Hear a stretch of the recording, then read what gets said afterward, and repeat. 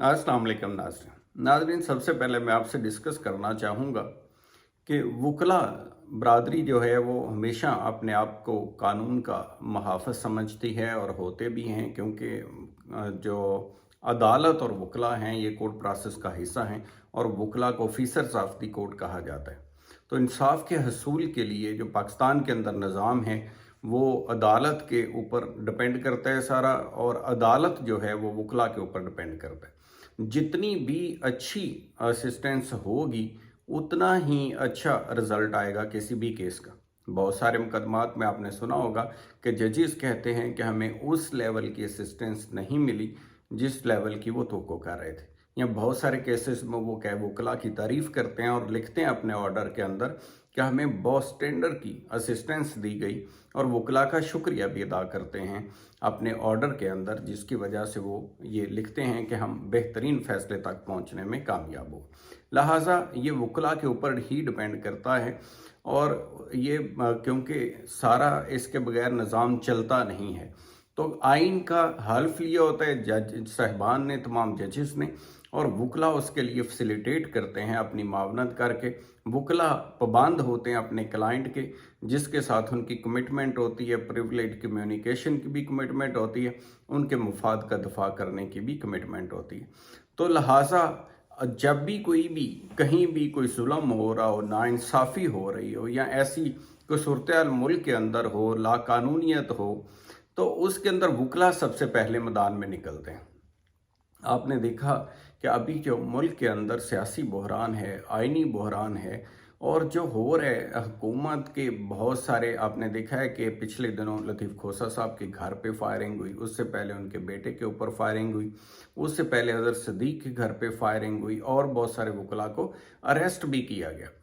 अब ना सिर्फ ये कि वकला जो है वो उस नाइंसाफ़ी या जुल्म के ख़िलाफ़ जो बाकी मामलात बाकी फील्ड्स ऑफ लाइफ के और आम शहरियों के साथ हो रहे हैं उस पे ही पहले बड़े मोतरज़ थे, लेकिन उसके बाद जो हुकूमत ने ये नया सिलसिला शुरू किया है जिसके अंदर वो वकला को भी अरेस्ट कर रही है।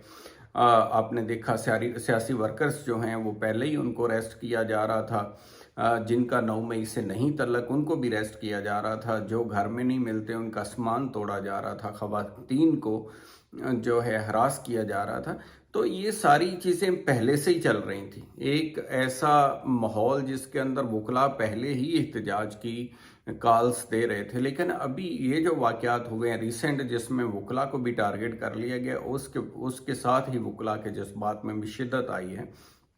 और आपने देखा कि मुख्तलिफ कन्वेंशंस के अंदर जो वकला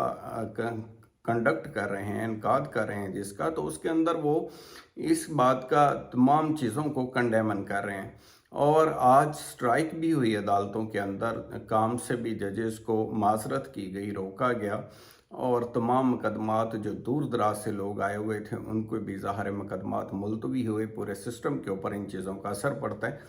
तो अब देखने वाली ये चीज़ है कि ये जो सिलसिला चला है आखिर इसे कहीं रुकना होगा,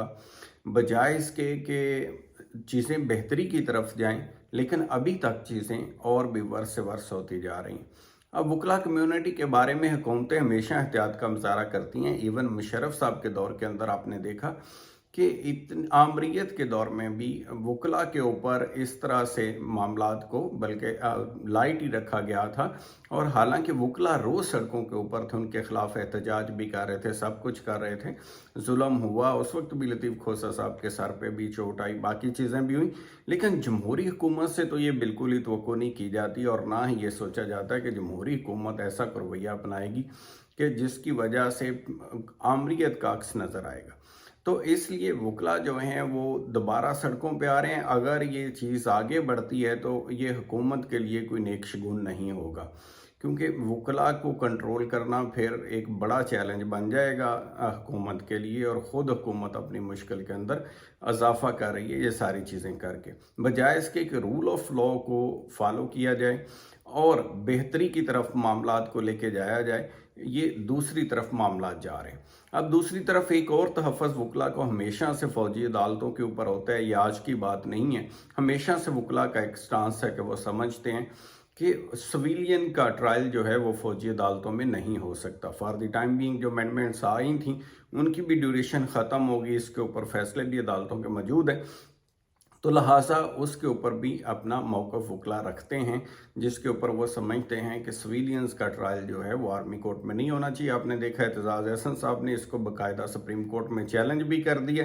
اور زیادہ چانسز اسی چیز کے ہیں کہ ایسا فیصلہ آ سکتا ہے جس میں یہ ڈکلیئر کیا جائے کہ سویلینز کا ٹرائل سویلین کورٹس میں ہی کیا جائے. روٹین کے اندر جو اینٹی ٹیررزم کی کورس بھی ہیں، باقی کورس بھی ہیں، ان کے تحت ہی ٹرائل کیا جائے، تو یہ بھی چانسز موجود ہیں. دوسری طرف آپ نے دیکھا کہ چودھری شجاع صاحب نے ملاقات کی ہے پرویز لائی سے باقاعدہ جیل میں جا کے، گو کہ ان کے بظاہر حالات سٹرینڈ تھے دونوں فیملیز کے، اور